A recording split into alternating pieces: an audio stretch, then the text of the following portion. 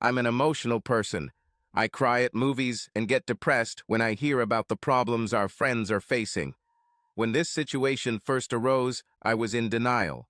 When the truth was revealed, I prepared myself for the inevitable confrontation. Even though I knew what to do, my heart wasn't in it. Only anger moved me forward. Alice, after dinner, I want to sit down and talk to you about our household expenses. Okay, honey, is there a problem? Nothing major, just a little adjustment in what we spend and how we pay for it. Are we having money problems? They are easily solved. I'm glad, dear. Dinner will be ready in 30 minutes. Okay, I'll watch the news until he's ready. Call me when it's ready. I have been preparing for this conversation with Alice for more than a month. I wanted to make sure she didn't have any questions when I was done. Sitting in front of the TV, I watched Alice happily prepare dinner for us. I thought about our 21 years of marriage. The children no longer lived with us. Both studied at the university. The younger one was a year younger than the older one. The house seemed empty when I was alone in certain parts of the house. The screams, noise, and quarrels that used to be so annoying were now absent. I knew Alice felt the same way. On the last day that our youngest left home, Alice and I hugged each other to support each other. Alice was crying.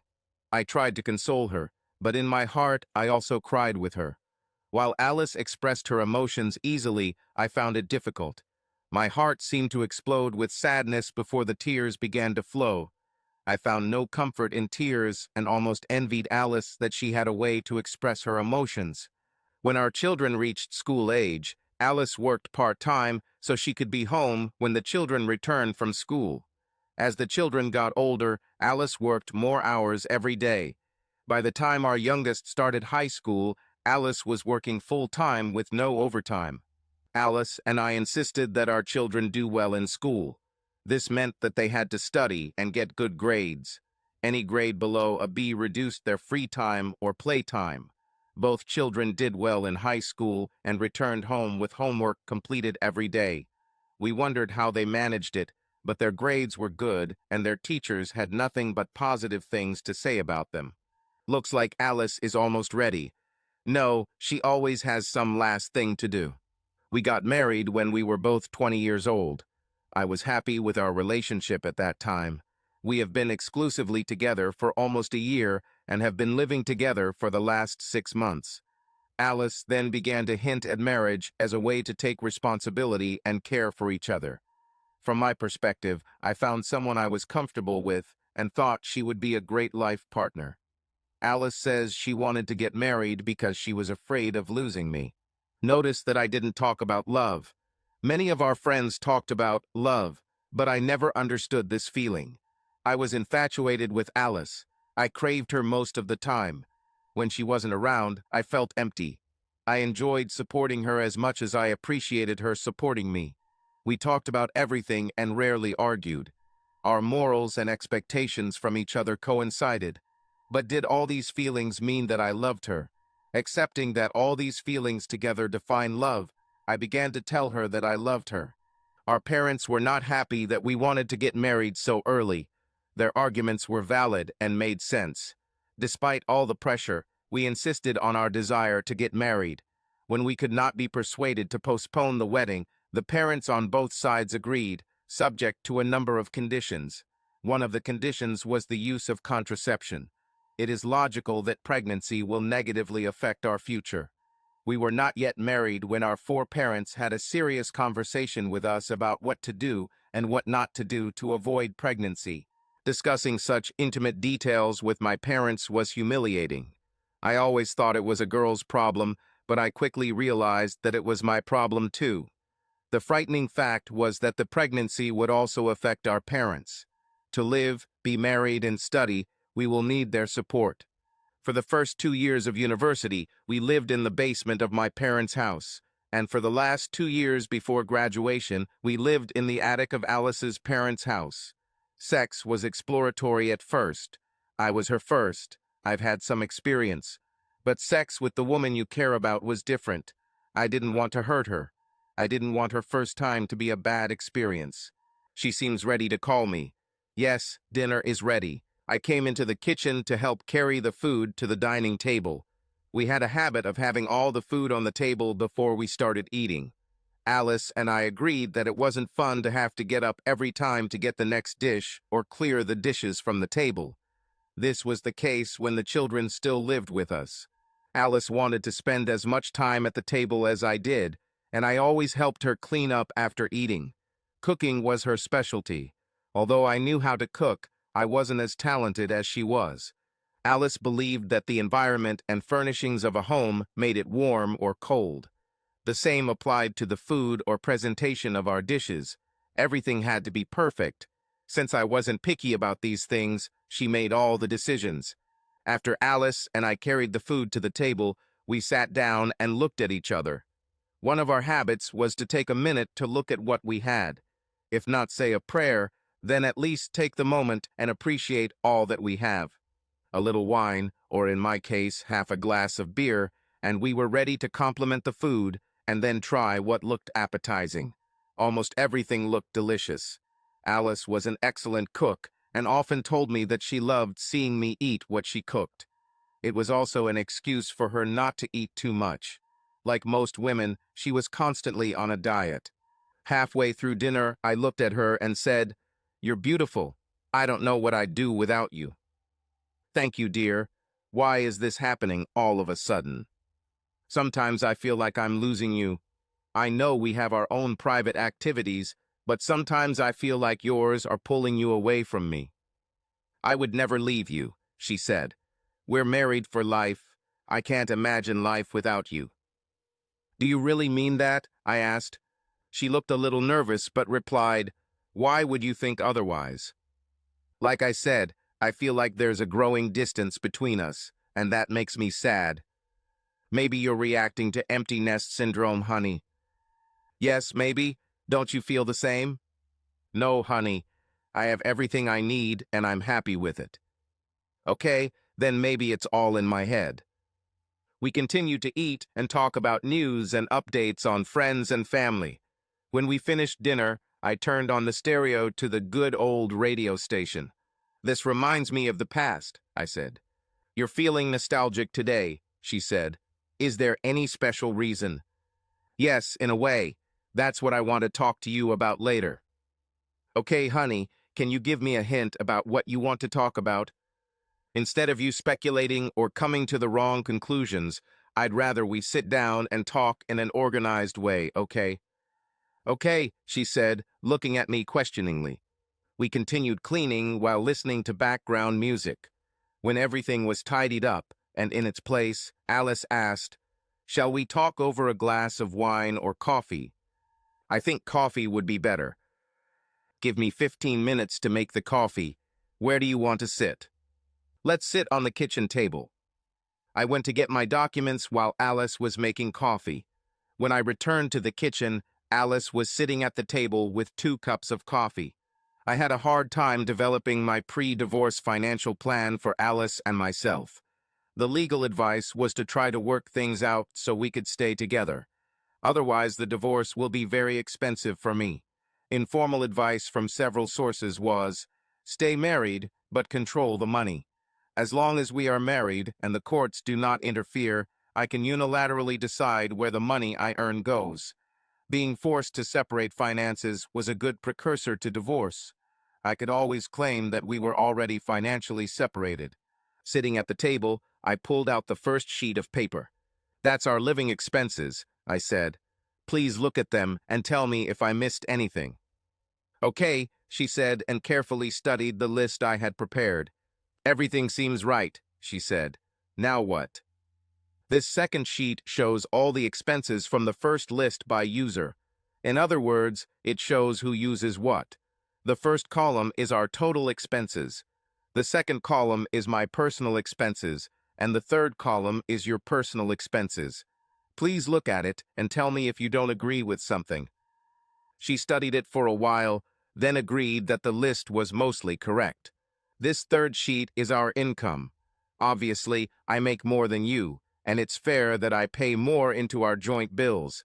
I just want to be clear. Okay, I know you're onto something. Yes, What I'm saying is that I want you to bear half the burden of our shared expenses and pay for all your personal expenses. She looked stunned. I don't understand. We're married. Why should we start separating the money we earn and our expenses? Besides, I don't earn as much as you do. I barely have enough to cover my personal expenses. Why do you want me to do this? I saw that Alice was getting emotional. She couldn't put two and two together. I think it would be better for both of us to understand what we bring into our marriage and what we take out of it. I don't understand. What good will this do? I think you're using me. Maybe that's one of the reasons why I feel like we're growing apart. Is this related to sex? Yes, kind of. We're a married couple, but we stopped having sex about 4 months ago. This is wrong. Oh? When was the last time we had sex? Last month. Yes, at the beginning of last month, and now it's the end of this month. That's 2 months. Sorry, I didn't realize that. I'll make up for it tonight. I don't want pity sex. I don't want to have sex with a woman who doesn't want to have sex with me. You can't say you forgot because I asked many times and you kept saying no. When did you stop wanting to have sex with me? Looking confused, she said, I never stopped wanting to have sex with you. I don't think that's true. Why did you stop wanting to have sex with me? Are you having sex with someone else? Of course not, she said with a worried look. You're imagining. You're my husband. There's no one else I love. You're the only one. Are you the only one you love? Is it true? Of course it is. And you never told another man that you loved him? No, never, she answered too quickly and with too much emotion. Are you sure? Absolutely, she replied, but with obvious cracks in her face and body language. Well, I have it on good authority that you were seen with another man getting out of your car in the motel parking lot. There must be a mistake. You were also seen at a bar downtown, the kind of bar that no one we know would go to. This is completely wrong. I was never there. It's interesting that you were spotted once at a bachelorette party and another time late in the evening when my business partner recognized you from your photo on my desk. Maybe it's someone who looks like me. I would never do something like that. After the first time I heard about you, I knew it was a mistake. After the third and fourth times, I had to be sure. I hired a private detective agency to follow you. It cost over $3,000 to get the necessary evidence. Do you want to see photos or videos? Alice went from active denial to sweating on the spot, then to trembling. When I mentioned the photographs, her face turned white, like a fish on shore, as she began to gasp for air. Tears followed, then shortness of breath as she tried to breathe. Would you like me to call Peter to come get you? Maybe he can take you to the hospital and then take care of you at his home. No, don't call him. He's depressed enough as it is. I'll be fine. You're wasting my hard-earned money on this Peter. You've been giving yourself to him almost exclusively since you stopped having sex with me. How do you think I feel? How does it feel to hurt the husband you claim to love? When I first heard about your cheating, I was in denial. As the little details of what you did dawned on me, my mind went crazy. Like my wife, my best friend, my lover, the mother of our children, could she be a cheater? How can she not respect me, our children, and both of our parents? At first, I thought he was paying for your time in bed. When I found out that you were paying him with my money, I was doubly outraged. Care about him more than about me. I thought I was your future. Now are you looking at a future with him or with someone else? Is that what makes you happy? Alice's eyes began to dim as I spoke. The more questions I asked, the more they penetrated her mind. Tears formed in her eyes and began to roll down her cheeks as she began to tremble. I thought you would understand that I didn't do this for personal pleasure. I did it to ease his pain. So when he had sex with you, you didn't like it. It didn't bring you pleasure. If you thought I would understand the situation, why did you do everything to hide it? I don't know, she sobbed. I just wasn't thinking. I was focused on easing Peter's pain. What about the pain you caused me? Are you going to divorce me? She asked. I remained silent long enough for her to turn even whiter and slide off her chair onto the floor. I watched as she lay on the floor, wondering if I should care. After a few seconds, her eyes began to blink, her mouth opened, and her tongue licked her lips. She looked up at me. "You don't care about me anymore." "Not as much as before," I said. "You lied to me. You cheated on me. You didn't respect me, and obviously you're an easy girl. How can I trust a lying, cheating bitch? Why would I be married to a lying, cheating bitch?" "You have to let me explain," she said. "We have the whole weekend," I said. "That's why I waited until Friday evening. I thought you would want to leave me for your lover." Before I started, I had already read all the standard excuses. That is, it was just a passing fancy, only sex, there was never any love, etc. "Do you still want to explain?" "Yes." "Are you sure you don't want to leave me now and go to your lover?" "I'm sure. I only want you. I love only you." "But you told Peter you loved him. Who do you really love? Are you lying to me or him?" "It's so difficult." "Like I said, we have the whole weekend. Start when you're ready." I met Peter about 6 months ago. I met him at a bachelorette party. I walked up to the bar to get drinks and saw a man sitting there crying.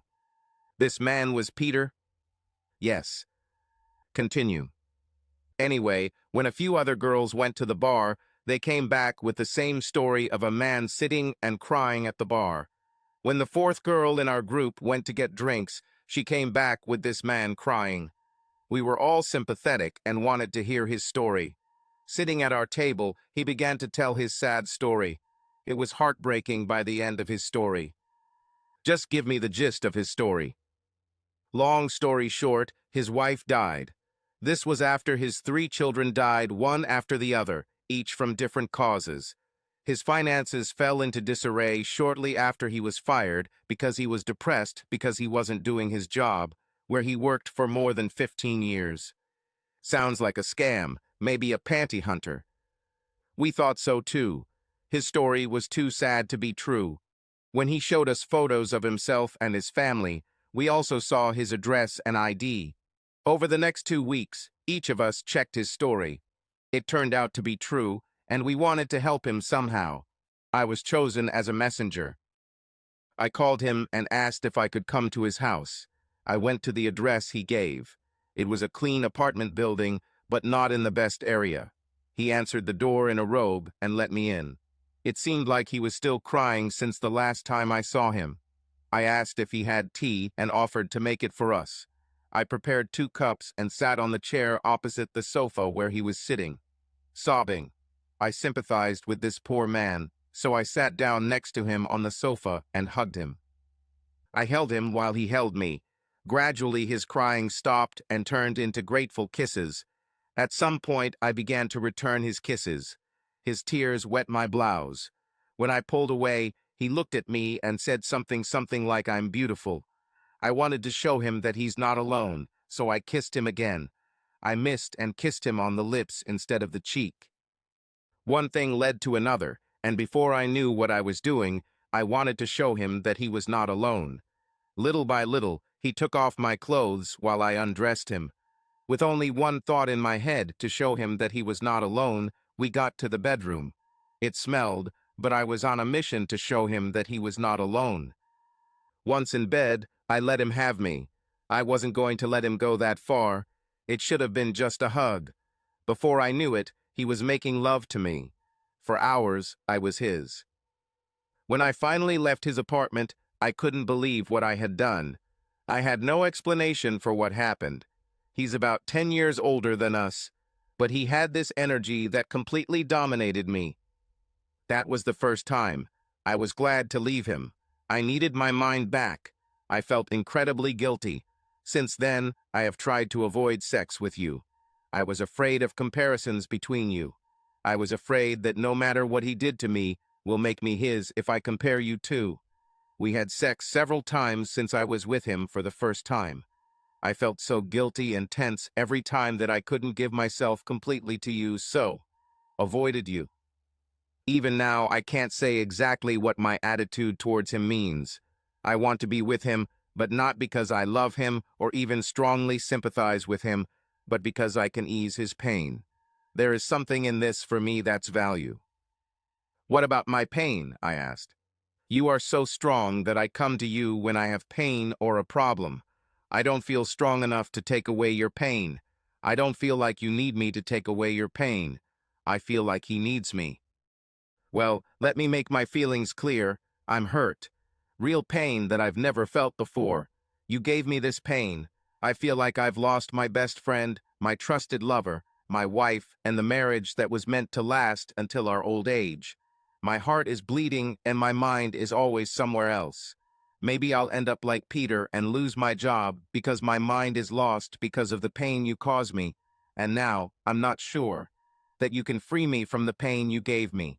I no longer trust you, your promises or vows.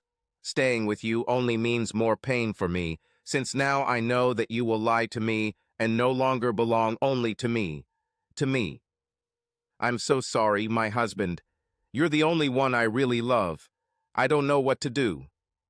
Well, we have to start somewhere, and it starts with finances. Since I pay most of our expenses and some of his, this will stop. You will pay half of our total expenses and all of your personal expenses according to the lists we have compiled. In this communications, I have taken steps to cancel everything that is in our names and everything that you personally use that I pay for, such as your car. I paid a private investigator over $3,000 to find out the truth. You were honest with Peter about me, but you lied to me about him. From this, I conclude that your loyalty is greater to him than to me. No, please, it's not like that. I love you. I don't love him. But you want to go to him, don't you? Yes, but only for sex, and only to relieve him of pain. All this time without caring about the pain you caused me, your loving husband, I said. So what are you going to do? She asked, trembling and sobbing. The easiest thing for me would be a clean breakup. A clean breakup means divorce, and I will never have anything to do with you again. Alice burst into tears and began to choke as tears filled her eyes and rolled down her cheeks. Unfortunately for me, I still have feelings for you even though you continue to hurt me, so I'm not going to kick you out. Since you already have a bed somewhere else, you can sleep in one of the children's rooms. Let's not sleep together anymore. Since I don't own you, I can't control you, but I can respond to your painful actions. I won't pay for your love life or other activities that go against our original marriage vows. I have canceled all of our shared financial obligations, such as credit cards. I will sell your car since it is in my name and I am paying for it. I will also cancel the insurance on it. You will have to buy another car or buy this one back from me at market price. Price and sign up for your insurance. You will need to sign up for credit cards in your name. I canceled your cell phone, which is in my name and which I pay for. Until I decide what to do with your health insurance, it will remain on my plan. Since we are still legally married, we will sign and register a separation agreement so that I will not be burdened with your debts. As of this weekend, I will consider our legal marriage and all financial obligations null and void. You can come and go as you please, but you will pay for it. Under no circumstances will I pay for anything you do with Peter or any other man. If you need money to support your half of the household expenses, find a second job or ask Peter for financial help. You have always been a good lover. Peter should be willing to pay the current market price for your services. Subsidize. Tomorrow we will sit down and discuss our conditions in detail. I looked at Alice, my best friend, the mother of my children, and the love of my life, as she fell to the floor. I didn't kick her out, but I made her pay for herself. It seems that when you subsidize someone for any reason, it is too easy for them to take advantage of the situation. Didn't I love her and provide her with a comfortable life? Was I just a simpleton or a cuckold? Yes, only because I loved her and didn't know what she was doing. I've heard stories of people turning into a mass of flesh on the floor. I never thought I would see this until I saw my once faithful wife Alice dissolve into tears. Please go upstairs and move your things out of what was our bedroom. Then, if you want to keep crying, do it in your new room. Or you can go to Peter. I don't care. Alice continued to cry on the floor. When she realized that I was not going to console her, she stood up and trudged to our bedroom. I heard her cry for a long time. In all our years together, I always tried to comfort her and take away as much pain as possible. Now I felt guilty that I didn't do anything to comfort her. I turned on the TV and turned up the volume so I couldn't hear her crying. After a while, I noticed that the movements in the corridor between our bedroom and one of the children's rooms had stopped. Looking into the corridor, I saw Alice dragging her things between rooms. Since she wasn't crying loudly, I turned down the TV volume. When things got too quiet, I walked over to the closed door of the bedroom where she would sleep and listened. She was talking to someone on the phone. I wasn't sure, but I thought she was talking to Peter. Later that evening, she came into the living room and sat on a chair while I was watching TV.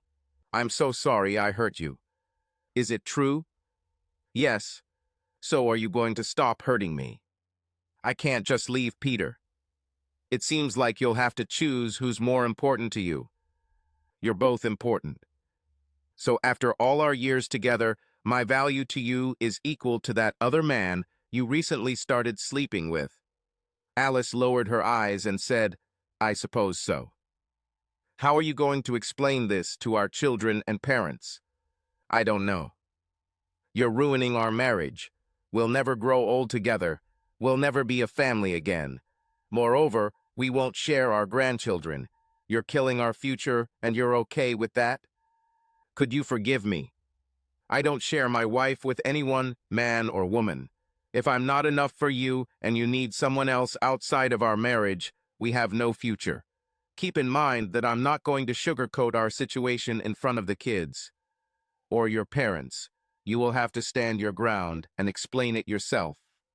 So how will we live while I stay in the house? You will sign a separation agreement and begin paying your fair share. If we eat together, we will split the cost of food. If you sleep here, I will not burden you with any responsibilities to me. The only thing I ask is that you let me know if you weren't spending the night in the house so I wouldn't worry. Are you going to worry about me? Of course, just like any other person I live with. I worry about your Peter.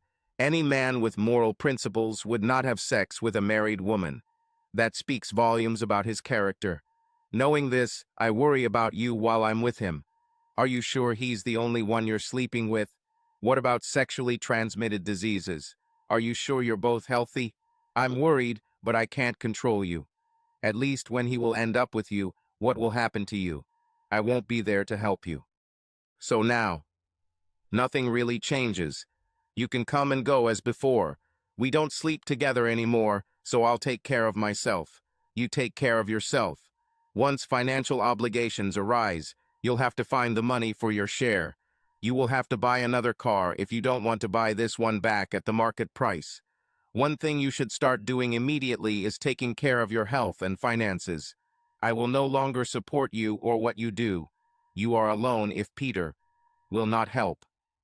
I don't know much about Peter. Does he work? Can he support you? Does he want to support you? Do you want to marry him when we divorce? Divorce is the natural end of our relationship. He is interested in marrying you. You said that his wife and one or more of his children died. He lost his job after more than 15 years. How truthful is he?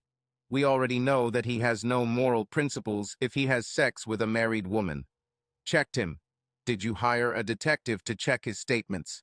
Did you pay for the time you spent with him? Does he have a job now? I've told you everything I know about him, said Alice. So basically, you only know what he told you, and you're putting our marriage and your future on the line for this. How long will he need your comforting sex? It could last a long time, or it'll all go down in a short time. If he finds a younger and more energetic woman, you are not so young anymore. There are many younger and more beautiful women from which he can choose. Have you thought about all this? I trust him. I trust that what he told us is true. So besides that, if he has sex with you and you pay for part of your time together, how do you see your relationship developing? I don't know. I didn't think that far ahead. All I thought about was our current relationship. We got married because we were thinking about the future. Now that you know our relationship is coming to an end, are you thinking about your future with Peter? Or maybe you should think about your future alone. You're scaring me, said Alice. Well, you should be afraid. We are not that young anymore. I know that I will have to look for a new life partner. Since I found out about your relationship with Peter, I have had several dates or meetings. Nothing physical happened until I told both women about my situation with you and how it was ending. I wanted to know what it was like to date again at our age. Are you really going to leave me? No, you've already left me. I'm no longer the main man in your life. We'll share the house and expenses for a while, but we won't go back to the same. At some point, either you or I will get tired of this pseudo-relationship and decide to move towards a conclusion divorce. I think we've talked enough for today. I'm tired and have a lot to do tomorrow. Sign the separation agreement so we can move forward. Have a lawyer review it if you want. Either way, I'll follow the terms of the agreement. You'll probably have to go to the bank tomorrow to sort out your finances as you'll be paying off your share of our shared stay. I want to sell the car you're using by Wednesday. If you can pay off the balance, you can keep it. Otherwise, I'll sell it online. I need a car, said Alice. Then buy one, I replied. I won't pay a penny for anything you do anymore. Get used to it. And don't forget your phone. I looked at her, went to the kitchen, grabbed a beer, and headed to my bedroom. The lights were off, and the living room was empty when I woke up the next morning. I wasn't sure whether Alice stayed in the house or went to Peter.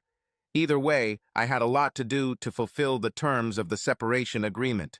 I was sitting in the kitchen, drinking coffee and reading the morning newspaper, when Alice came in. Good morning, I said. Good morning, she answered. Did you have a dream yesterday? No, we are breaking up. You are continuing your relationship with Peter because he is more important to you than me, and we are ending our relationship. I think the divorce papers will be ready within 6 months. By the way, you need to sign a separation agreement. If you don't sign, I'll just file for divorce. Do we really have to break up? Can't we just continue until my relationship with Peter progresses or ends? No, I'm not your backup option. You already said you couldn't break up with him. I gave you a choice, him or me, but not both. You chose him. It kills me that all our years together mean so little to you. We can't just continue. We have to stop. I have to move on. We both have a lot to do today. I'll leave soon. I'll be back in the evening after dinner. Don't worry about cooking for me. When I get back, we'll sit down and sort out everything that's left unclear. I should be ready within half an hour. Alice sat at the kitchen table and watched me run back and forth, getting ready to leave for the day. She was still sitting at the table when I walked past her on the way out of the house. What should I do? Asked Alice rhetorically. I went to the nearest park and started walking along the paths, talking to myself. Even though I had prepared for the confrontation, I was in mental chaos. Since she didn't want to end her relationship with Peter, I had no choice. I was devastated that Peter and I were on the same level. All our years together meant nothing. Can I still change her mind? Did I want this? Were there circumstances that could justify fighting to save the marriage? It was just her and me. If I could save my marriage, would I be confident that something similar wouldn't happen in the future? She was more devoted to Peter than to me. I should have let her fall and fail. I had to keep living. Life goes on. It took a week to sort out our finances. She took over the payment for her phone. It ended up being more expensive since we were no longer on the family plan. She couldn't find enough money to buy back the expensive car I bought for her. She bought a 5-year-old car, so I sold the car she was using and split the proceeds with her. I returned home with the groceries I bought for myself. She sat at the kitchen table trying to calculate her weekly income and expenses. She did not have enough income, or, in other words, her expenses were too high. She asked for my help. Once I looked at her numbers, it became obvious that some of her expenses were going to Peter. She explained that he was too depressed to find a well-paying job. I explained to her the realities of life. If she was going to maintain her current expenses, she needed to find another source of income. I wasn't going to cut her any slack. She will either find her half of the money or do without it. She started crying again. Don't bother crying to me. You made your choice. Talk or cry to Peter. But I'm still your wife. Only on paper. You divorced me when you started having sex with Peter. You're more Peter's wife than mine. Besides, you're having sex with him, not me. Your devotion is to him, not to me. You need to go where your loyalty is. Please, I need help. I'll only help you with things that won't cost me money, and certainly not with anything to do with Peter. Don't you have any compassion? All our years together mean nothing to you? They mean as much to me as they do to you nothing. You destroyed all our emotions, and you continue to do so. Okay, I'll think of something. As I see it, you have three solutions. Either find another job, cut costs, or ask Peter to pay some of the money you need. One thing is for sure, you have no sympathy for me. Frustrated, she collected her papers and went to her room. I sorted out the purchased groceries and started preparing my dinner. After about 45 minutes, she returned to the kitchen and asked what was for dinner. Nothing for you, I replied. Why are you so cruel? She asked. This is your cruelty to whom you have lived for so many years, gave birth to children, and then abandoned him for a fleeting infatuation with pity. We don't have a special relationship. I will help you as I will help anyone who asks for help. You're so annoying. You're such a pain, and you keep doing it. The best thing for me is for you to move. You already have a bed to sleep in. You don't have to stay here every night. It only hurts me more. Maybe you like to hurt me, although I don't understand why. Why don't you start moving your things to Peter? I already asked him. He doesn't want me to move in with him. He thinks that if I move in with him, something bad will happen to me, like what happened to his family. That's bullshit if I've ever heard one. Most likely, you living with him will limit his options with other women he has sex with. I'm sure you are not his favorite. If you were, he would gladly host you. That's not true. He only thinks about me. It would be my bad luck if I stayed with him. I don't believe in luck, but he does. Until he sees that luck doesn't play a role in our relationship, I must be understanding. I never thought that you were so trusting and stubborn. Life will teach you the truth. By the way, have you talked to any of the children or parents? I see no reason to tell anyone anything. I'll tell you about it at some point, so you have to prepare unless you feel there's nothing wrong with your actions. I'm sure everyone will take your devotion to St. Petersburg as something admirable. Ass. Yes, I'm the asshole who ruins a good marriage. Tell the kids, tell our parents, get their support. Maybe they can help you with your money problems. Just remember, if you blame me, I'll tell them the whole truth. Months passed and Alice actually found a second job. Working 2 jobs wasn't fun. This didn't leave her much time to enjoy herself with Peter. When she found time, she was too tired to satisfy them both. Both remained unsatisfied. After almost 3 months, Peter expressed concern for Alice. Every time they met, Alice was too tired to give and receive pleasure in bed. He suggested they take a break until Alice got her life in order so they could enjoy each other's company. Peter's attitude was changing. When Alice began her relationship with him, it was out of pity for the depressed man. Lately, he hadn't talked about his depression, but more about their enjoyment. Alice was so carried away by him that she did not notice the change. Alice and I still shared the house and bills. From her stories, I understood what was happening. I didn't want to rub it in her face, but I wanted her to realize for herself what was happening. Alice was no longer a good lover, and she did not contribute money to their time together. Peter didn't want her anymore. I didn't think he ever needed her, especially without the money she brought in for their time together. The more Peter avoided meeting Alice, the more depressed she became at home. She left home for her day job in the morning after having breakfast at the table with me. She was depressed when she woke up in the morning and found no comfort when she had to cook her own breakfast.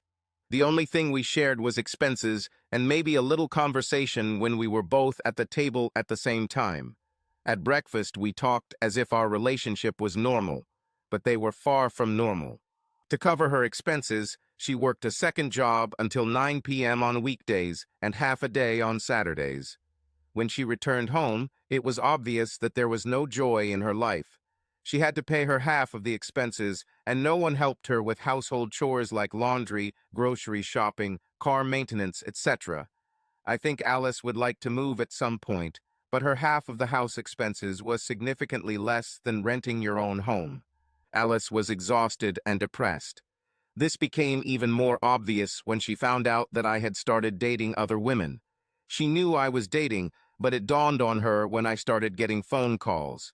We didn't have a landline, so all incoming and outgoing calls went to our mobile phones. While I only made the occasional outgoing call, I received several every evening. Sometimes she would come home from her second job after 9 p.m. and hear me on the phone making an appointment. Sometimes it was obvious that I was talking to a man, other times to a woman. Apparently, nice guys are in high demand in my age group. The totality of everything she was going through weighed on her. It was obvious that she couldn't handle it when she started nagging me about little things. I was snoring too loudly even though both bedroom doors were closed. The house smelled from my cooking both morning and evening. Once I gave her the agreement and decided that I no longer cared what she did, I treated her with respect and without hostility, just as I would treat any other person. As soon as she began to find fault with me and found too many shortcomings in our coexistence, I began to reconsider our agreements. Then I started suggesting ending our marriage whenever she complained about something. She had a choice, and I invited her to accept it. Finally, one morning at breakfast, she broke down and said, "I think it's time for us to break up completely. I don't have a life. I don't have a husband. I don't have a boyfriend. All I do is work to pay for my half of the house. It wasn't supposed to be like this. You seem to be happy with your life. You're always planning events. I think you even have a girlfriend. I don't know how serious it is, but that's what I lost. I think it's time we told our families what's going on. I know that you won't take the blame for what I did. I'll have to accept it. You tried to tell me that I was in a bad place and on a bad path. I believed that giving of myself was the highest sacrifice and satisfaction a person could engage in, even at the expense of our marriage. Now I understand that charity must begin at home, first of all. I need a life, and seeing you every day doesn't help me. If we get divorced," I said, "half the house and the money we had when we sat down to talk about it will give you some support if you use it wisely. I'll help you make sure your money is used well." "I appreciate it," said Alice. "I guess I don't deserve your help, even if it's just my money. I'm so sorry that I was so stupid. I'm so sorry for what I did to you. I'm so sorry for what this will do to our children and both parents. Although you have always been kind to me, what can I expect now that everyone will hate me?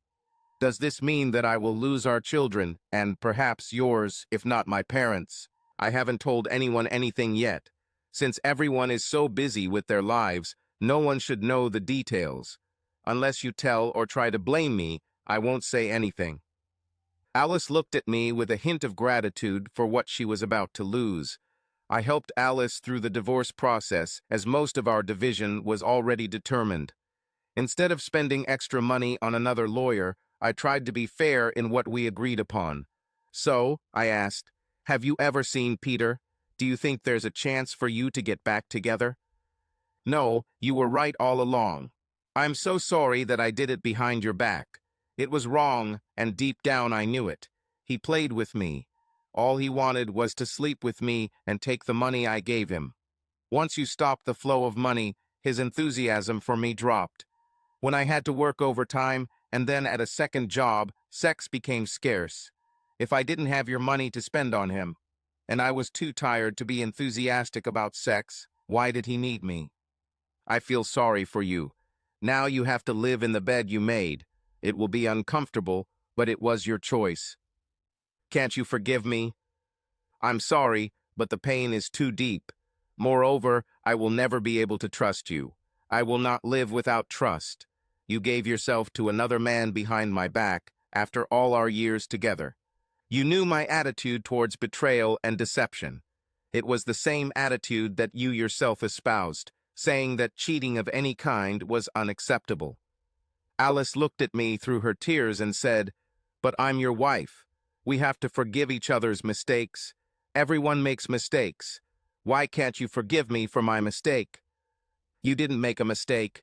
You deliberately did what you did. Even when I pushed you into this, you chose him. It's not a mistake. You'll have to learn to live alone or find another man to be with. I've already found one of two women with whom I see a long-term future. One of them is a widow, the other is divorced, and has been single for the last 5 years. So you're throwing me out? Where will I go? What will I do? I'm completely lost. I can't imagine life without you," said Alice, sobbing. "You are happy that, despite how much pain you caused me, I will not leave you. We will not be married, and we will not live together, but I will be there if you need help. But only if you do not blame me. When we sell the house, you'll have enough money to buy an apartment or a co-op.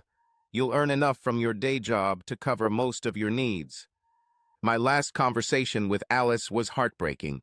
There was no other way. I will help her learn to manage on her own. I didn't want her to fail. While all this was going on between Alice and me, I was dating 2 other women. Dorothy was my biggest influence. Her approach to my almost ex-wife was to view her as a child who had made a big mistake and needed future help, just like our children before they became independent. 2 years later, the situation has stabilized. Alice lived independently. All our children, parents, and relatives knew that we had separated. The divorce went as expected. Alice and I maintained a good relationship. Dorothy contributed to this. Our parents and relatives reluctantly accepted the new reality, as did our children. The kids were disappointed that we didn't stay together. No matter how much they wanted to know the details, we said nothing. Alice started dating about a year after the divorce was finalized. Dorothy and I got married a year after that. Her boyfriend seemed like a good man. We went on dates as couples several times. She even invited him to family events. Overall, it was disappointing that we didn't stay together, but our new normal isn't that bad, and maybe it was just our fate. Subscribe to our channel so that your love doesn't cheat on you, and go ahead and listen to the next story, because this story is nothing compared to the next one. If you're under 18, don't even think. Click to the next one. Click to the next one. Click to the next one.